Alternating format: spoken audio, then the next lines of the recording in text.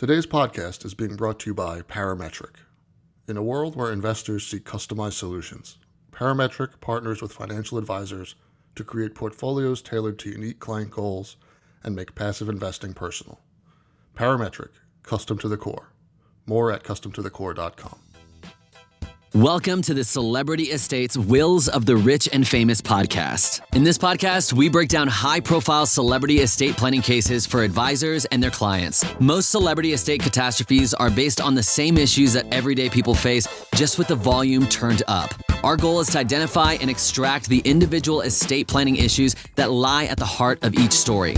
We then discuss what advisors should expect and how to avoid common pitfalls.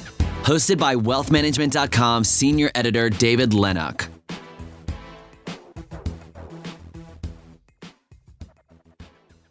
Hello, everyone, and welcome to the latest episode of wealthmanagement.com's Celebrity Estates Wills of the Rich and Famous. For anyone new to the podcast, in each installment, myself and a guest take on a different celebrity estate and attempt to extract some key lessons that planners can apply to their more traditional clients.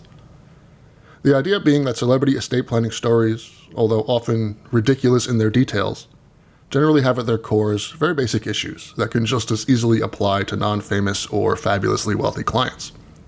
We have the pleasure of being joined by two guests this week. Richard Peck is Vice President of Development and Philanthropy Service at New Hampshire Charitable Foundation. Rick leads the Foundation's Philanthropy and Donor Services team, overseeing all aspects of development, donor engagement, and donor services. Thanks for joining us, Rick. Thank you very much for having me. And our second guest is Jonathan Gassman.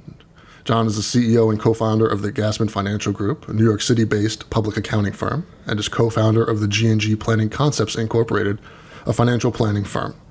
Jonathan's also the co-founder and CEO of the Business Owners Resource Group, a team of highly skilled financial planners, attorneys, accountants, and bankers. Thanks for joining us, Jonathan. Thank you for inviting me. Love to be here. And all of our listeners who are big estate planning nerds like myself can look forward to listening to Rick and John put on their own podcast as part of the AICPA Charitable series, which is coming forward, so keep an eye on that. Our topic today, in what's an increasingly common occurrence on this show, is a still living one, MacKenzie Scott, formerly MacKenzie Bezos. Scott's a novelist and philanthropist. She has a net worth of roughly $57 billion, so just a bit, owing to a 4% stake in Amazon. As such, Scott is the third wealthiest woman in the United States and the 21st wealthiest individual in the entire world. She's known for her involvement in the founding and development of Amazon, as well as her now dissolved marriage to Amazon founder Jeff Bezos. In 2006, she won an American Book Award for her debut novel, The Testing of Luther Albright. She's been executive director of Bystander Revolution since she founded it in 2014 and was named one of Time Magazine's 100 most influential people in 2020. Scott's also a signatory to the Giving Pledge, a commitment to give at least half of her wealth to charity. In 2020, she made about $6 billion in charitable gifts, one of the largest annual distributions by a private individual to working charities. She's thus far donated a further $3-ish billion in 2021. Scott's philanthropy is notable not only for its sheer volume, but for also its breadth and how quickly the funds are actually dispersed. The New York Times credits her with turning traditional philanthropy on its head by, and I quote, dispersing her money quickly and without much hoopla. Ms. Scott has pushed the focus away from the giver and onto the nonprofits she's trying to help. So the $8 billion she's given away since 2020 has been spread across 670 different organizations. And, according to recipients, of which we should note Rick's organization is one, given completely free of obligations with no strings attached. This brings us to another interesting aspect of Scott's philanthropy. Despite its breadth and speed, this is no scattershot operation, simply papering the town with money. Scott and her advisors take a data-driven and intentional approach. In a 2020 Medium post discussing her giving, Scott explains, I asked my team of advisors to help me accelerate my giving through immediate support to people suffering the economic effects of the COVID-19 crisis. They took a data-driven approach to identifying organizations with strong leadership teams and results, with special attention to those operating in communities facing high projected food insecurity, high measures of racial inequity, high local poverty rates, and low access to philanthropic capital. We sought suggestions and perspectives from hundreds of field experts, funders, nonprofit leaders, and volunteers with decades of experience. We leveraged this collective knowledge base in a collaboration that included hundreds of emails and phone interviews, and thousands of pages of data analysis on community needs, program outcomes, and each nonprofit's capacity to absorb and make effective use of funding. We do this research and deeper diligence not only to identify organizations with high potential for impact, but also to pave the way for unsolicited and unexpected gifts given with full trust and no strings attached. Now, MacKenzie Scott's philanthropy is obviously of a scale that dwarfs anything possible by basically any client. However, there's a great deal to be gleaned from how she and her advisors approach it from a personal, philosophical, and operational standpoint. So Rick, let's start with you as one of the recipients of Miss Scott's philanthropy. Can you discuss what the typical giving process looks like from your end and how her gift was different? Sure. Well, so we work at the New Hampshire Charitable Foundation with individuals who are interested in making a charitable gift to usually many institutions. They usually will approach us, just as a starting point here, they'll approach us and say, I've given to a lot of different institutions in my time, but I sometimes feel like I lack a focus on what impact would look like. So I've been giving to these 1, 2, 3, 4, 10 different nonprofits over time. Maybe it's been very reactive. But now that I'm working with a community foundation, they can help me understand what is it I think I can do as a family, as an individual to make the most impact. So that's how it starts. So we'll have potential donors. We'll have donors we've been working with for a while who might want to course correct and say, I'm starting to rethink the way I do things. And then we'll also talk with professional advisors who are CPAs, wealth advisors, trust and estates attorneys who are trying to help their clients do their most impactful grant making. So I just give you that as a backdrop because that's the way it usually is. An individual will approach us, a family will approach us, and we'll have a nice conversation. A professional advisor will approach us. We'll have a nice conversation about what that might look like, and then we might get into charitable giving vehicles and the right ways to do it from a giving perspective. We'll also talk about non-cash assets or other types of assets maybe beyond cash, and so on. So in this particular situation, all I can really tell you is that when the gift was ultimately made and I read the Medium post that you had just referenced, I looked at the approach that she and her team had used, and that made sense to me. What I'm about to tell you is something that I can't say whether or not this was MacKenzie Scott's team, but I'll just tell you something that happened to me, and it may or may not be related to how we received the gift. Some consultants reached out to me specifically and said, I need a half an hour with you. We have an individual who is looking to make a gift, and we want to ask you some questions. So what they wanted to ask questions about was something called the Community Crisis Action Fund, and that's a fund we set up during 2020 to be responsive to the needs of the community during a time of immense crisis, the pandemic. So we set it up, and the consultants just spent a half an hour just asking questions. What would impact look like? Can you give some examples of what you've done so far? If you received a sizable sum, what would you do with it? And I answered all the questions preparing for that time together by asking my colleagues in the community impact team, help me understand where the community crisis action fund is going in the future. So anyway, we had a nice conversation, the two consultants and me, and we finished. And the consultant said, you will not hear from us again. If you hear from the potential donor, they will be disconnected from the conversation we're having right now.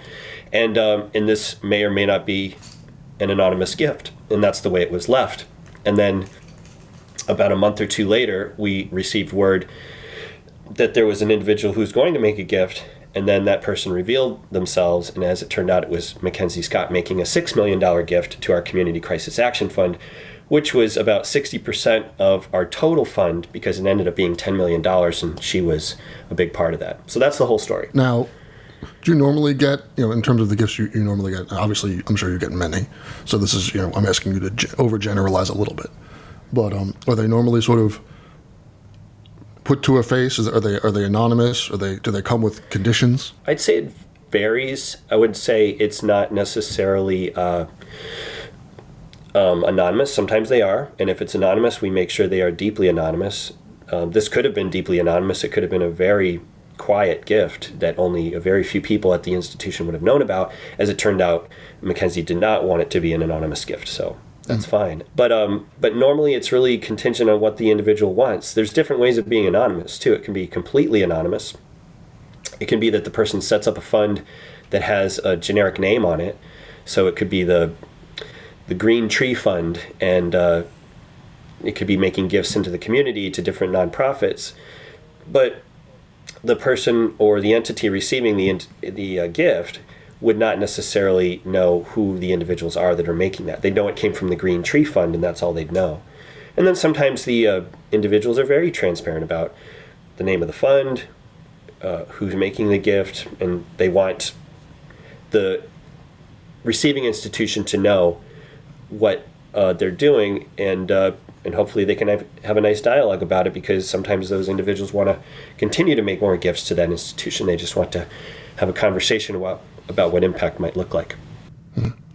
So at the beginning, we're kind of starting sort of on philanthropic Mount Olympus here. So let's just take it down a few levels back to sort of regular humanity. And Jonathan, so when you have a client that's shown some sort of philanthropic intent, or you've looked at their plan and identified that philanthropy would sort of benefit them, what are the first steps you take in beginning to help a client build out their philanthropic plan? It's a great question, and I will start by telling you, sometimes clients don't even know that they have a philanthropic bone in their body. Sometimes we start a conversation with a client. Listen, you've managed to accumulate significant wealth. You've done a great job. The beneficiaries of your money will be either one of a few people. Either it's going to be family, friends, or your cousins, Izzy, Robert, and Sam, the IRS. What do you think about it? And, more often than not, they kind of look at you a bit perplexed and respond with, I'd rather not give the IRS much. I'd like to figure out how to benefit, maybe my family more than anybody else, and then charity. And it's no different than sometimes we'll ask the client just a very simple question. If you won the lottery and you had a choice of giving 40% to the IRS or 40% to charity, which one would you choose? I've never had a client say they want to give it to the IRS. They've always said they want to give it to charity. And then we ask, well, which charity would you think about donating to? And they usually sit back, they roll their eyes and I haven't really thought about it. But, thinking about it, I'd love to ... This is an area I think I would really enjoy impacting. And that's usually how the conversation starts, to at least identify where their thinking is and open up the opportunity to engage in the conversation of how philanthropy can benefit them, society, and make an impact. So that's how it begins. Then once they go through that conversation, and as I said, it's a quick conversation. It's just a couple of questions. We begin to focus on what is it that they want to, what do they want to do? What's going to be fun for them? What's going to kind of get their juices going? And not only them, maybe it's their family as well.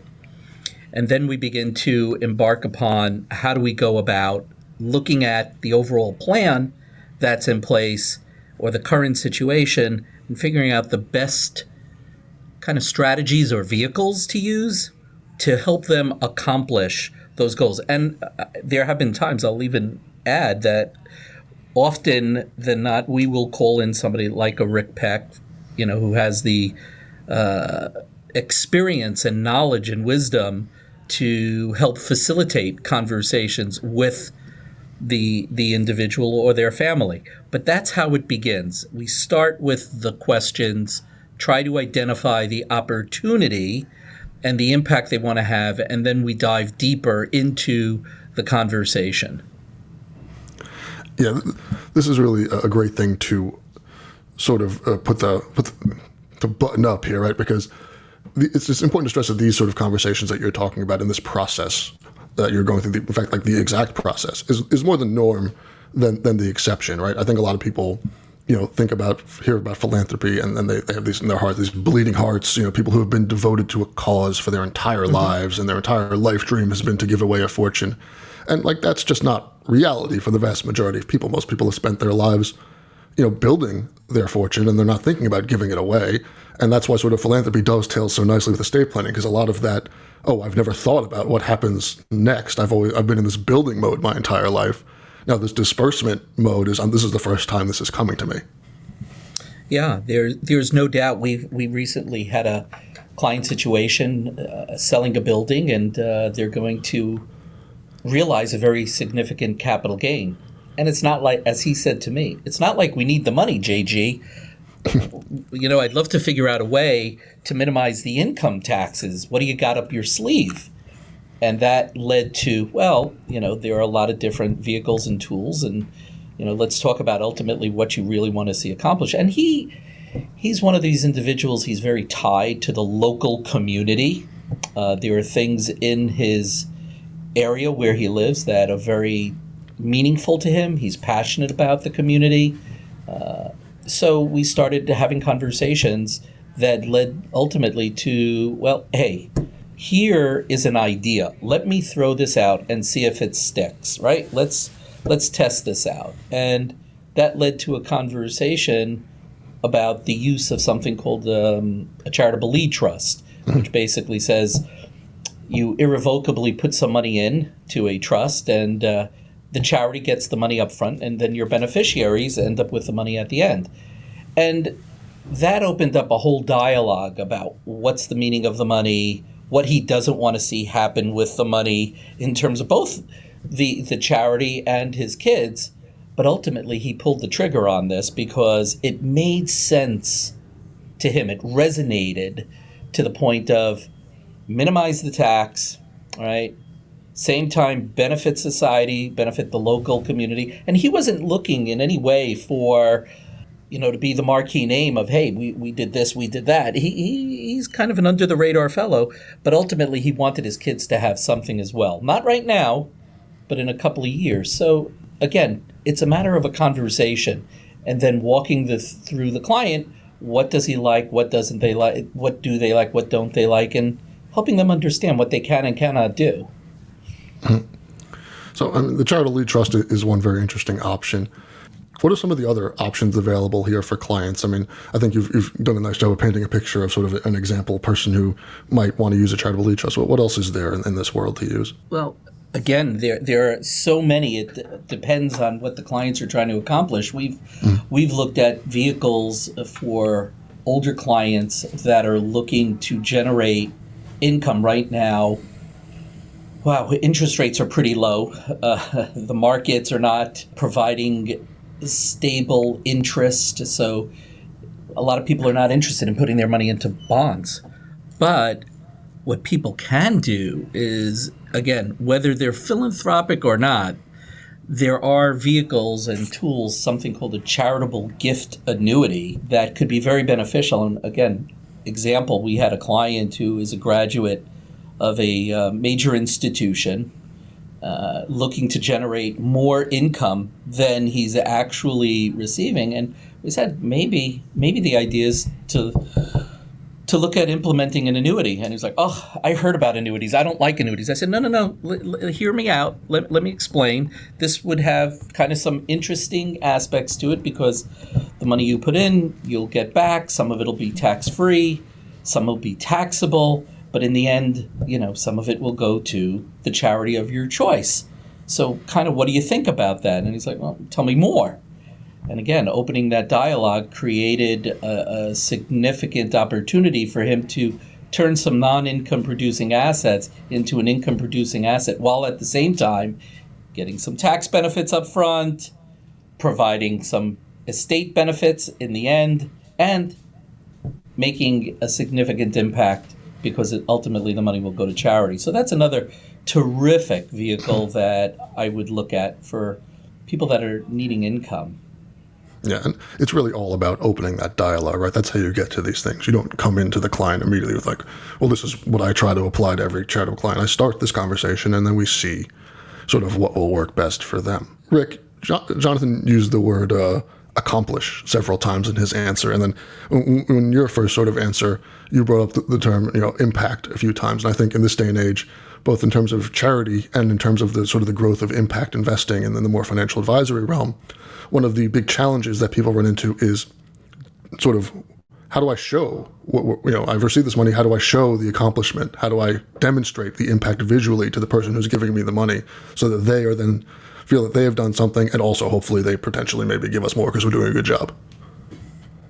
Yeah, I'd say impact can be demonstrated in a number of different ways. It can be as simple as the nonprofit saying, for example, there's the New Hampshire Food Bank. They'll say $1 equals 2 meals. It's pretty straightforward. So if you give $100, it's 200 meals. And that's pretty straightforward and powerful, and you don't need a lot of coaching up to see how much you can do for that particular nonprofit. And then other times it's more nuanced. It's maybe the nonprofit is just starting out. It needs a little bit of seed money. It needs a new executive director. There's some things that you can't quite put your finger on, but there are certain indicators that would help this nonprofit thrive, maybe in an environment where there's complementary nonprofits out there. So that's where it gets a little more gray. And our senior program officers and the community impact team, my colleagues, that's what they do all the time. They go down to the geographic level. So some of them are assigned by geography, and some of them are assigned by certain type of topics. So the environment or substance use disorder work or things like that, child care or early childhood education. That's their area of expertise. So they can provide sometimes a bigger picture overview to say, Mr. and Mrs. Donor, this is what your dollars are doing in the aggregate. So maybe there's some advocacy happening, or there's some more granular work that's being done. But we want to make sure that you understand how important it is to support this work on the whole, because many gifts like this, many people working toward this will find ourselves in a better place than we are today. So that's more of a narrative. So I guess that's different ways that you can bring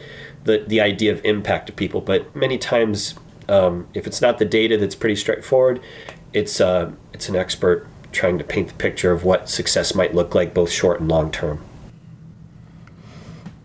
So we've talked about charity, sort of, philanthropy as sort of useful in estate planning context in terms of estate tax and in terms of, just meeting, personal accomplishments and goals. What other sort of roles can philanthropy play in an estate plan, Jonathan? Well, interesting you bring it up as we rapidly approach some of the holidays. It's been one of those topics with the patriarch or matriarch of a family. How do we get our kids involved? Mm-hmm. How do we help kind of pass down our value, more importantly than the money, right? How do we get our kids to embrace the values that our family stands for and what we can do?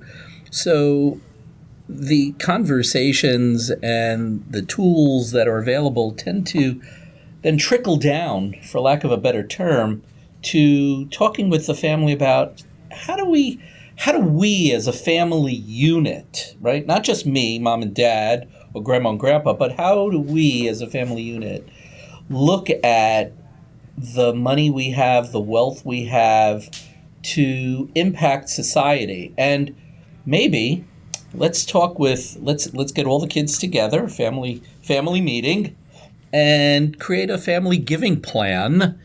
And example, give some of the kids a couple of $1,000 or something along those lines to get them started with their own ideas about what philanthropy is and how it's impactful and what is the meaning of money to them as individuals as well as the family. So when you look at the family as a unit, and hopefully that's the way people look at it, is we have this wealth, let's get everyone involved in giving. Let's get everyone's feedback. Let's get everyone's input to talk about what's important to them. And then from there, creating some sort of game plan and a written game plan of specifically how they want to use money, treasure, time, whatever it is, to accomplish the family's goals, as well as feeling good about what they're doing. So that's kind of how I would look at it. Mm-hmm. I like this idea of leaving it open-ended, right? And sort of how this is our family approach to giving, period. As opposed to, some families can easily fall into, even though you have all the best intent in the world and everyone is philanthropic, you can sort of fall into this, well, our family gives to AIDS research, or that's just an example, right?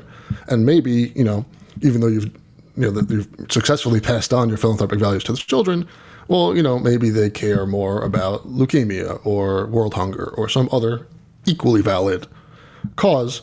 And it's like, well, we have all this infrastructure in place, so there's rigid infrastructure for giving to AIDS research, and what do we do? No, you got to do this. And you can kind of cause philanthropy to almost like sour and create its own pressures if you sort of try to force it on even philanthropic people. Yeah, this is about engaging the younger generations to take an active role in the development. And again, it's multi-generational. It's not just mom and dad's thinking, but mom and dad want to see their kids think on their own. That's really the key, is they are now the guardians of the wealth as well as the family values. So they want to develop, again, my opinion, you really want to develop the kids to think on their own. You want to engage them in a way where they're given the freedom to think differently than what mom and dad may have thought, and pass the baton in a way that everyone is proud and it accomplishes ultimately the goal for the family. Yeah, so Rick, on this show, I don't know if you've noticed, but we throw the term kids around a lot, and a lot of times because it's an estate planning show and the initial generation we're talking about is in their 80s or something, we say kids and we're talking about a 55-year-old. I think in this case, we're talking about actual either children or young adults. From your end, what do you do to sort of attempt to foster, how much of a role do you play in trying to foster this next generation philanthropy and engagement? Is it different from trying to do it with the adult donors, or is there something extra that you put out there? I think, just to echo what JG was talking about, it's about engagement. I'll just tell you from the first generation's perspective. Here's a good example, and then kind of parlay that to second generation. First generation, there was a group of women that gathered together in Hanover, New Hampshire. And they came together because they said, we're first generation, we've helped to create this wealth, but we are seriously concerned about second and third generation. Are they going to carry the torch? And we don't care, quite frankly, if they support the same types of nonprofits that we have supported. We want them just to care about making an impact in the world through philanthropy. That's a very deep concern of ours. So this group of women, they actually still get to once a quarter and talk about that. It just they want to know who's their cohort, who's their peer group, how can they talk about these things in a safe place? Because you wouldn't think that would be a major concern. You'd think, oh, first generation, they're just doing what they do and everything's fine. But no, they really are deeply concerned about the future. So I think to parlay that to the second generation says, we do appreciate what mom and dad have done or what our grandparents did, but we do have some different ideas. We don't want to be beholden to whatever the ideas were of the future. They might have been perfectly fine for that particular period of time, but the environment or whatever it is, racial justice, these are certain things that are prevalent now, and we want to be able to take advantage of that and start making a difference. So I think a respect for the second generation, knowing that they have great ideas, they are passionate about certain things, and the first generation letting them take that and running with that. There's no shortage of problems in the world to solve, and I think that just a multifaceted approach, right? Fortunately or unfortunately, there's lots of problems to solve in the world. So to have that perspective where first generation says, this was our niche, second generation says, this is what we're going to be focusing on, is a great springboard for the third and fourth and fifth and sixth and seventh generations to say, we focused on the issues of that time. It didn't have to be in lockstep with what the first generation did. Mm-hmm. Yeah, Rick, I think it's very apropos also that the example you chose highlighted a group of women, because I don't know if you guys are feeling the same, but in all the research I've seen is that philanthropy in this country is heavily female-driven and remains so to this day, and that's just something for advisors to be aware of. Unfortunately, too many advisors still default to the old method of speaking with the husband in the traditional relationship, or even and they're sort of ignoring the wife, where as part of the philanthropic conversation, she may be the driver, she may be the one who has all the ideas, and be the one who you actually be engaging with, regardless if she happens to be the one who's the breadwinner for the family. That's absolutely right. And just to jump back to MacKenzie Scott and Jeff Bezos, clearly MacKenzie Scott has a vision of what she wants to accomplish philanthropically. I don't seem to get that same message from Jeff Bezos, and that just shows that two people, obviously they were a couple, but still, how things play out philanthropically are very different for each of them, right? Yeah, it's really a crazy dichotomy, right? To look at sort of what MacKenzie Bezos has done just in terms of volume, but also in terms of organization and mission. And then meanwhile, we've got Jeff Bezos on Twitter, like trying to like, hey, who should I give money to? But, we're just about running out of time here, guys. Obviously, this is a giant topic, and we could talk for hours about it, but I got to keep the show around half an hour. So I'd like to thank Richard Peck and Jonathan Gassman for just being great guests and really sharing some enlightening information about philanthropy and how it can sort of fit into a normal client's plan. Thanks for coming on, guys. Thank you very much for having us. And for our listeners, I'll see you, or I guess you'll hear me, on the next episode of Celebrity Estates, Wills of the Rich and Famous. Thank you for listening to the Celebrity Estates Wills of the Rich and Famous podcast. Click the subscribe button below to become notified when new episodes become available. The information covered and posted represents the views and opinions of the guest and does not necessarily represent the views or opinions of InformaWealthManagement.com. The content has been made available for informational and educational purposes only. The content is not intended to be a substitute for professional investing advice. Always seek the advice of your financial advisor or other qualified financial service provider with any questions you may have regarding your investment planning. Today's podcast is being brought to you by Parametric. In a world where investors seek customized solutions, Parametric partners with financial advisors to create portfolios tailored to unique client goals and make passive investing personal. Parametric, custom to the core. More at customtothecore.com.